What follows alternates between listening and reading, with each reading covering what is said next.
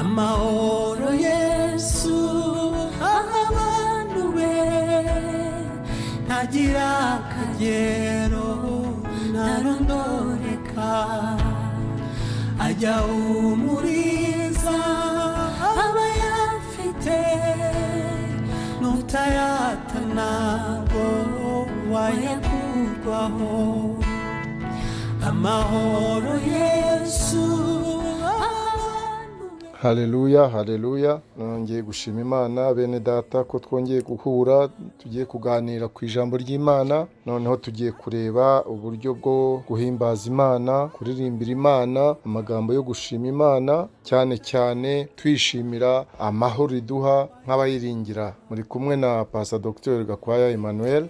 Turashingira uyu munsi ikiganiro cyacu ku murongo uri muri Yesaya igice cya 26 umurongo wa 3, uravuga ngo ugushikamijeho umutima uzamurinda b'amahoro masa kuko akwiringiye.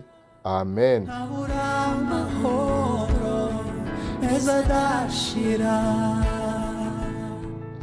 Hano turabona ko ari abantu cyangwa umuntu. Hano ni muri Yesaya, ni umuhanuzi Yesaya niho dusoma, aho dusoma avuga ibigendanye n'amahoro y'abiringiye Imana y'abamwiringira. Aravuga rero ko uwikomeje kuwiteka, uw'umutima we ushikamye kuwiteka, uwo nguwo Uwiteka azamurinda kandi azaba amahoro masa kuko arinzwe n'Uwiteka. Kubera iki? Kubera ko amwiringiye. Kubera kwiringira Uwiteka gusa, nta kindi Imana izabikorera, ni ukubera ko uwo nguwo amwiringiye. Alleluia.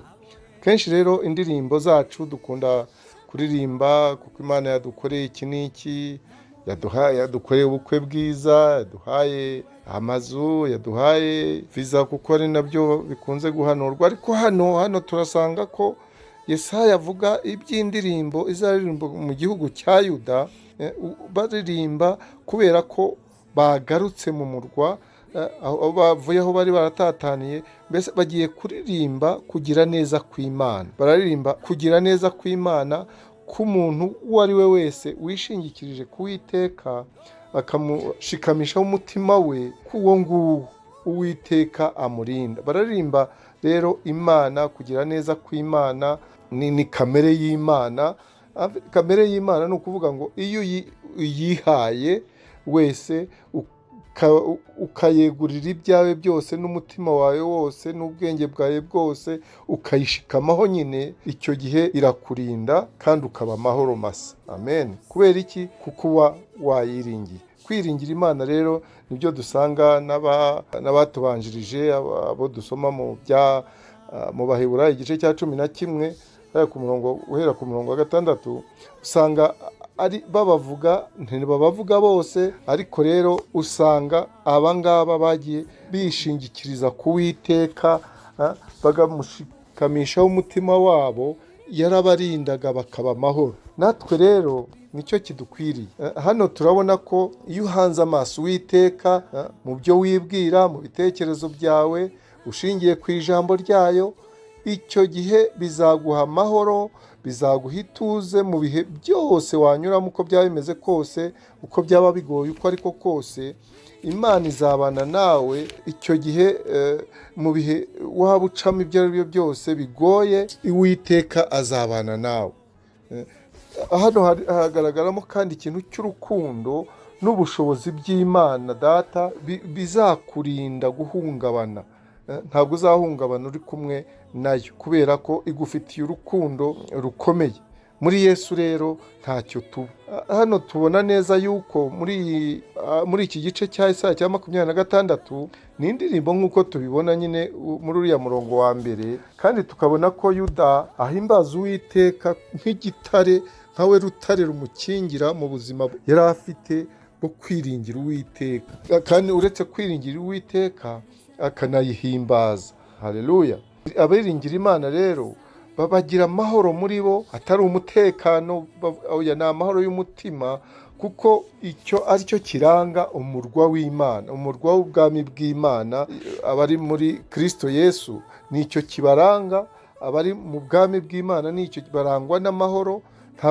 no mu mutekano mukeya baba bafite amahoro. Nicyo kibaranga rero.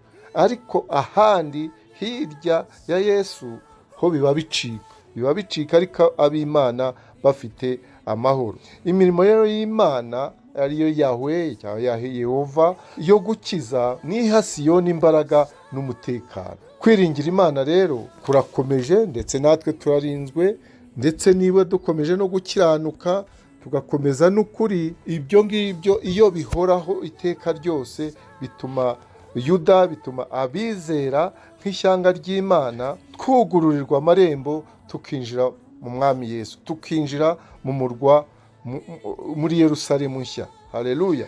Kubera iki? Kuko tugurirwa kubera ko dushingikije umutima wacu ku Uwiteka, tukaba twizeye ko turindwa kandi tukaba amahoro masa kubera ko tumwiringiye. Alleluia. Nta kindi kibidutera ni icyo ngicyo. Uriya murongo rero ni umurongo ukomeye. Hari wanditse witwa Modi, yanditse ati l'arbre de la paix plonge ses racines dans les fentes du rocher des siècles.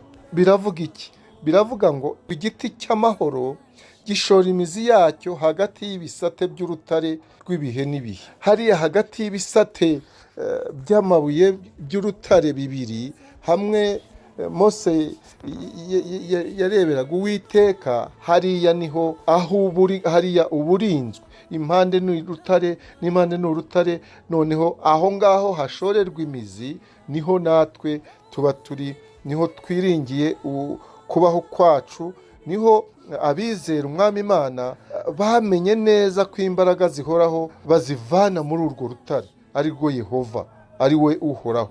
Alleluia. Uri muri ubwo bwihisho rero nta umuyaga umuhuha, nta mivu itemba, nta n'imvura igwa bishobora kumugeraho. Ntabwo byamutembana kuko ararinzwe. Alleluia.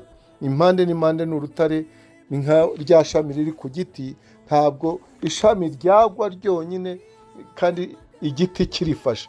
Nawe ushaka uko Yesu agufata kuruta uko wowe ushaka kumufata, kuko we wamurekura.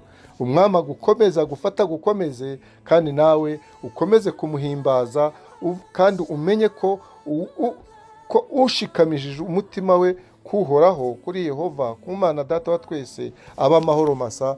Kubera iki? Kubera kumwiringiye. Twiringira Imana, izatugeza mu bwami bwayo. Amen, amen, amen. Namaganya basha guhagarika imitima irindwa n'umucunguzi. Namaganya basha guhagarika imitima irindwa n'umucunguzi. Wiringira Imana, uyiringira ntabura amahoro meza adashira. Wiringira Imana, uyiringira ntabura amahoro meza adashira.